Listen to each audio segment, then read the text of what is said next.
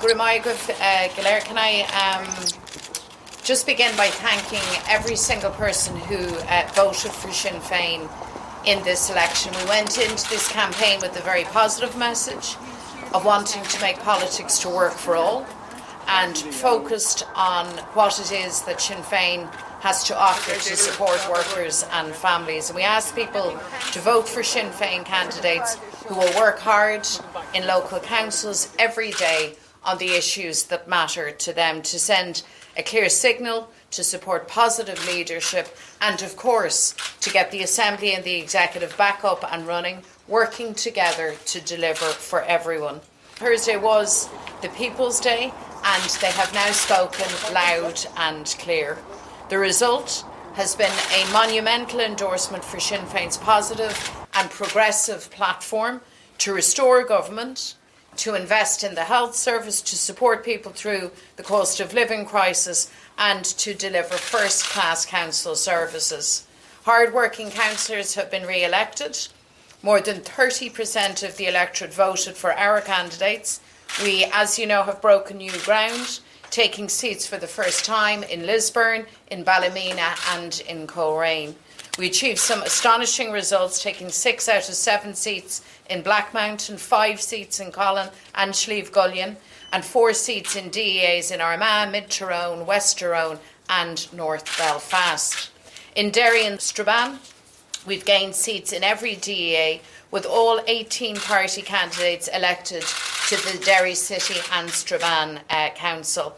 And I want to say that in those councils where Sinn Féin now holds the majority, and we believe in councils across the north, power should be shared, that positions should be appointed on the basis of proportionality and the D'Hondt system, and certainly where we hold sway that will be the case, but we're making a wider appeal that should be the approach adopted by every single one of the 11 councils. So we're very pleased that we've increased our share of the vote. We've built on the success of last year's Assembly election, which saw us become the lead party and Michelle O'Neill become First Minister designate. We now have 144 councillors elected, and that's an increase of 39 seats. So all of this happens at a time of great change right across the island. Sinn Féin is very proud to be part of that change. We now have a huge mandate at local government level and in the Assembly, and we know with that mandate comes a huge responsibility. We will respect that mandate, we will value that mandate given to us by the people, and we remain committed to continue to working with others to deliver for all. Mayor Lou talked about change, and there's no doubt the political landscape across this island is changing, but Sinn Féin is leading on that change. And we are in this decade of opportunity, and people want new beginnings. We said that we will work for all, and that I will be a First Minister for all, and I'm ready to start that work today. I've been ready to start that work since last May. And one party's boycott of the Assembly cannot go on, and the Executive must be formed now. So it's now time to make politics work and deliver for people right across this island.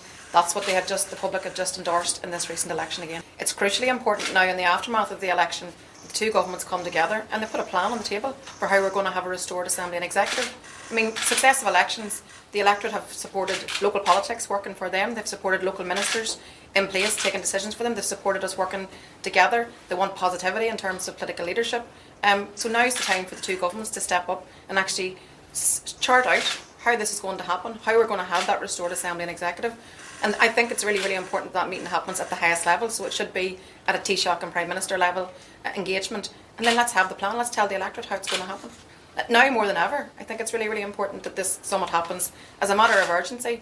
I mean, there's a lot of talk about, the autumn time frame. That's not acceptable, that's drift. We should not allow this to drift into the autumn. So now's the time for action, and the two governments should step up. And bear in mind, the governments as co-guarantors in the first instance need to listen again to the democratic verdict of the people. And we're in no doubt.